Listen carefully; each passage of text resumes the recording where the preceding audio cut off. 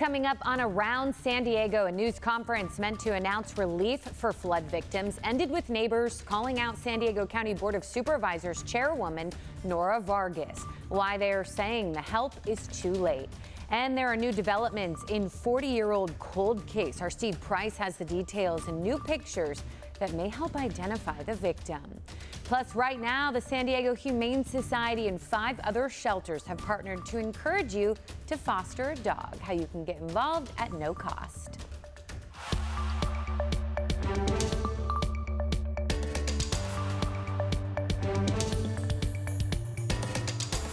Thanks so much for joining us as we take you around San Diego. I'm CBS 8's Jenny Day, and I'll get you caught up on a week's worth of news and look ahead in just 30 minutes. We do begin, though, with our recent wet weather, a news conference to announce millions of dollars in grant money for flood victims really turned controversial on Tuesday. San Diego County Chairwoman Nora Vargas made the announcement in the Southcrest neighborhood, but those who live there and who are still trying to recover from the floods confronted Vargas, saying the grant money is coming a little too late. The Realtors Association announced that grant money of up to $2,900 per household, which neighbors say equals about 1 mortgage payment or 1 rent payment.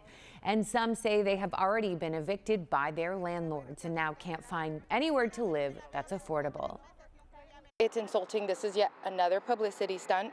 We have yet to see Nora Vargas on any of our blocks. We have yet to see her help.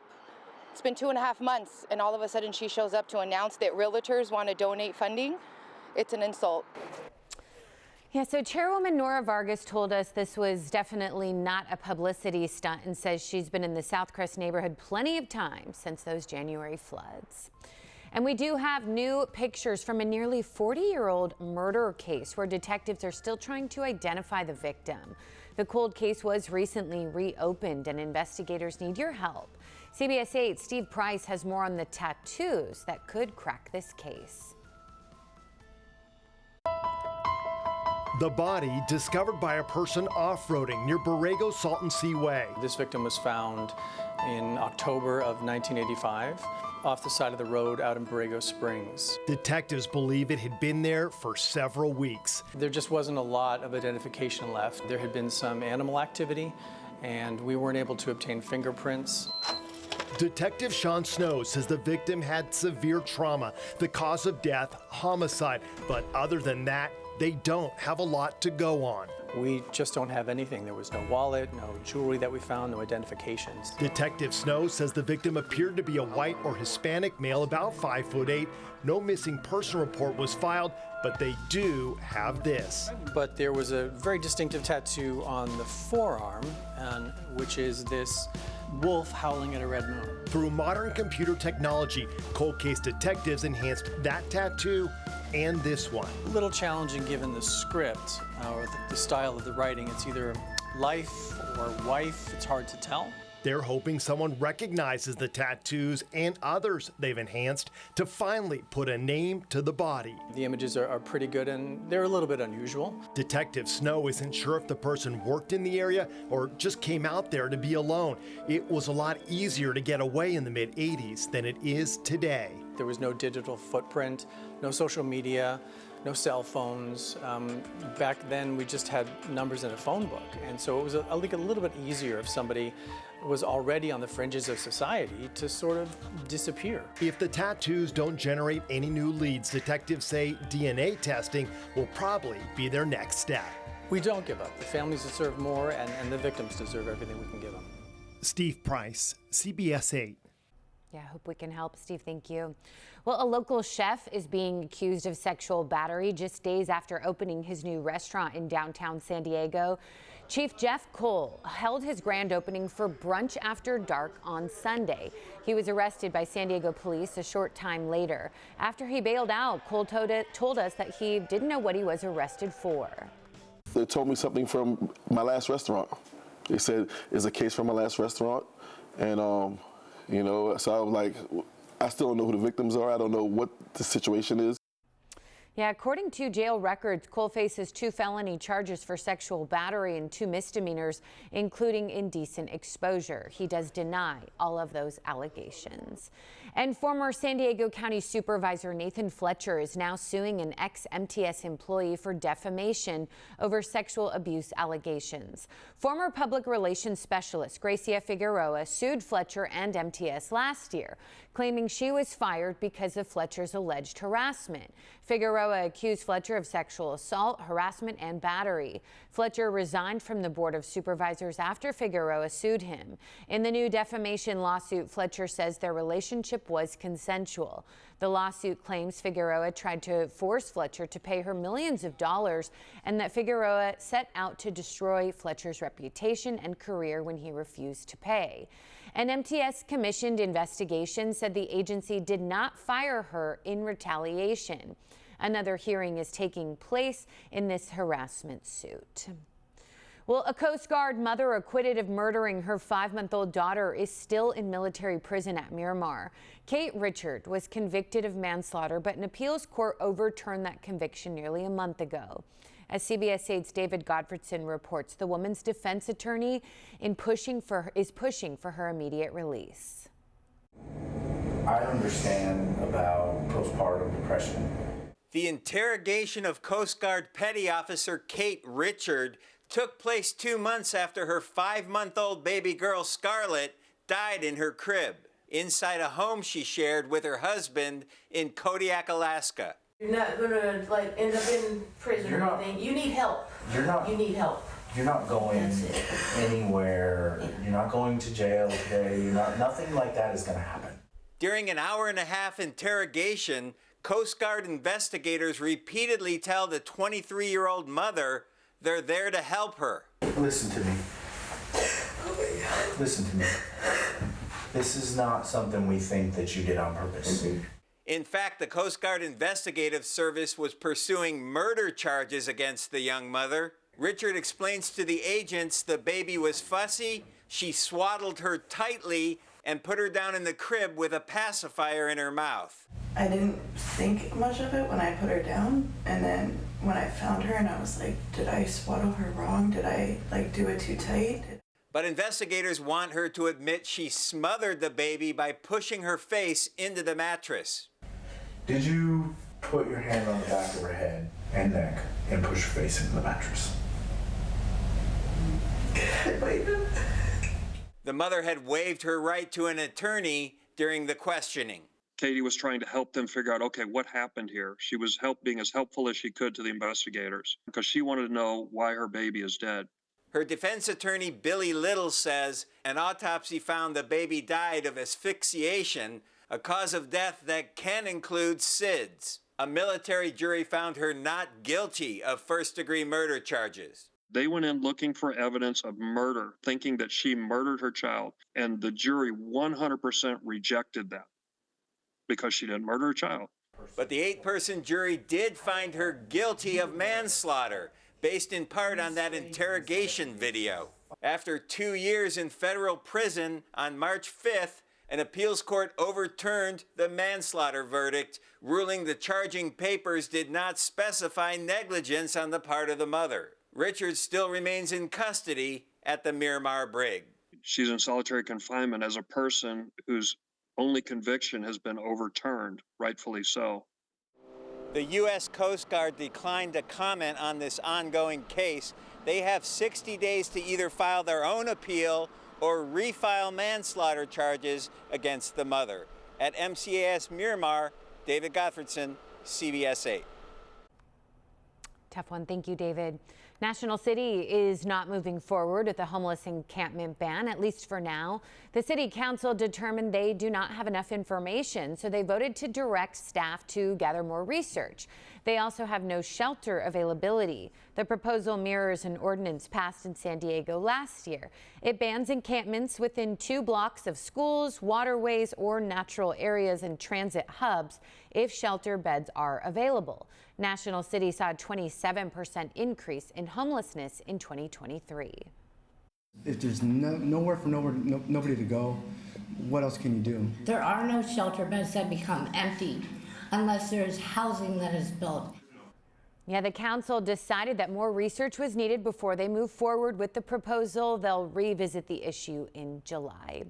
Well, you know it, we are working for you, and after nearly 600 roads in San Diego received a failing grade last year, only 79 have the funding needed for repairs over the next 5 years.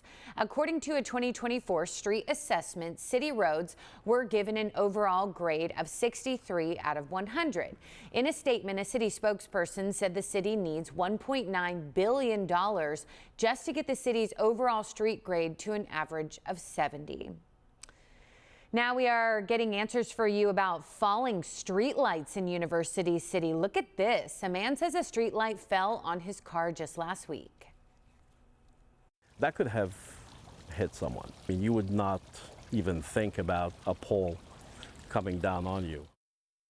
Whew, yeah, he tells us it's not the first time even that a street light has fallen in that area. The city says that it made street light repairs in the La Jolla UTC area in January 2023. But after looking under this light base's cover, it does show deterioration likely caused by irrigation runoff. The city says if you have a street light issue, you can submit a request through the Get It Done app. Well, April is Distracted Driving Awareness Month, focusing on the thousands of lives lost and the dangers of distracted driving. According to the National Highway Traffic Safety Administration, distracted driving killed more than 3,300 people and hurt nearly 300,000 more across the country in 2022. They are now launching a new campaign calling out people who use their phones behind the wheel and the possible consequences. And families of those loved ones killed in distracted driving accidents are speaking out. I want everybody to know that he was a great kid, a great human being, and when you're driving distracted or under any kind of substance, you could destroy a life. Yeah, really powerful. His son, Benjamin, was hit and killed by a driver under the influence who was texting. He was just 21 years old. Well, right now there are a record number of dogs in need of homes here in San Diego, so many that you can now foster a dog at no cost at all to you. There are more than 1,100 dogs up for adoption in San Diego, and Project Dog Foster, a campaign aimed at encouraging the public to foster dogs, partnered with 6 local animal organizations, including the San Diego Humane Society, to provide food, supplies, and medical care for your foster pet. We're asking the community now in April, before the summer months where we know it's going to get busier, to help us out and make sure that these dogs get a break. So the Humane Society says the most urgent need is for medium to large dogs, many of whom are experiencing kennel stress after being in care for more than 6 months. If you'd like to foster, even if just for a weekend, you can visit cbs8.com. Well, the state is opening up its lottery system for the California Dream for All program. It's a taxpayer-funded down payment assistance program to help people buy their first home. The program ran out of money in just 11 days last year. There are certain requirements, like you must be a first-time home buyer, a first-generation home buyer, meet an income requirement, and also have documents like pay stubs and tax returns. For more on what you need to do, just head to our website, cbs8.com.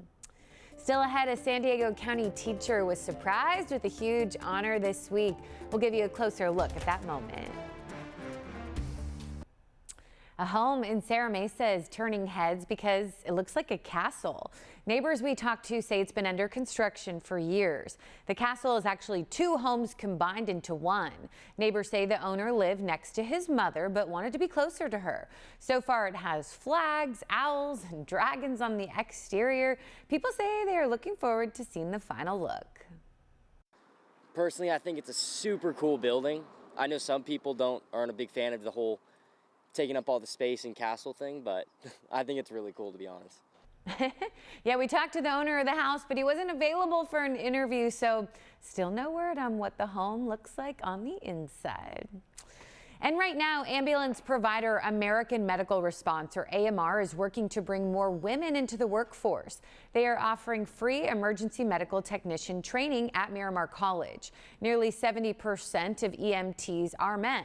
So this year, they are holding an all-female academy. Participants get free tuition, books, and are paid to go to those classes. After the academy and a passing national exam, they are hired by AMR to work as EMTs. To learn more about the program, head to CBS8.com. Now to some exciting news for a teacher at Southwest Middle School and Launch Virtual Academy. Keith Ballard is now part of the National Teachers Hall of Fame. Mr. Ballard is only one of 5 teachers across the country chosen this year. This week, staff and students helped surprise the teacher with the recognition. There's so many great people out there. I mean, even at my own school, right? So I feel privileged, I feel honored, but I feel more honored, and I mean this from the bottom of my heart, to be a teacher here at Southwest Middle School. Oh, how sweet. Yeah, so Mr. Ballard says his favorite thing is working in the Nestor community. He has been teaching at Southwest Middle School for more than 25 years. Big congrats. Coming up, the total solar eclipse now right around the corner, and our Abby Black shares what folklores are still saying about it today.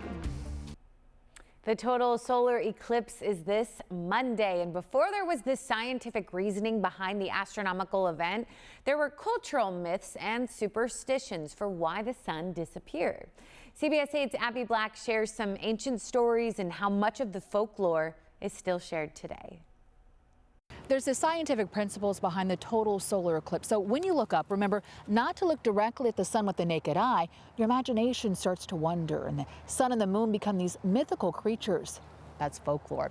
Literary say don't discount ancient stories about the eclipse. Long before telescopes, ancient cultures created their own beliefs of what was happening during a total solar eclipse. Eclipses, the best scientific knowledge that we have came from the Mayans. Dr. Amanda Peterson, the University of San Diego Associate Dean of Undergraduate Studies in the College of Arts and Sciences and a professor of Latin American Studies, points to a short story written by Guatemalan writer Augusto Montoroso called The Eclipse. And a priest is trying to threaten an indigenous group and say, well, if you don't do as I say, the sun will go dark. And they're like, who's this guy? Like, he's saying his God is going to do this because really our gods do this. This magical realism story shows that nature will overcome humans, a belief that still exists today. We start to think, oh, this is just kind of superstition and folklore, but truly the science and a lot of notions that came from pre-conquest, the cultures that were discovered with the conquest, are things that we base our current science on. The ancient Greeks' understanding of astronomy dates back to the 5th century BCE, when philosopher Thales correctly predicted the solar eclipse. That day was particularly historic, as the eclipse was a catalyst for peace talks between the Lydians and Medes, who had been at war with each other. The work of the Greeks spread to the Islamic world in the 9th and 10th centuries and played a role in their religion. Instead of the eclipse being feared, as it was in many cultures, the Prophet Muhammad said that there were wonders to be admired and proved the might and power of Allah the Great. In Chinese mythos, a celestial dragon swallowed the sun and moon during an eclipse. To scare away the sun and moon eating dragon, people would bang on loud drums to scare the dragon away and restore order to the universe. While the eclipse has a scientific significance, these ancient stories help us to better understand the meaning behind cultural customs. Like, we have all these things that kind of live rent-free because we just assume them to be a truth and don't understand that like there was some sort of narrative or story that made us think that and about that meaning. Abby Black, CBS 8. Ooh, it should be very cool to watch. That'll do it for us. Thank you for your time and thanks for staying informed. I'm Jenny Day.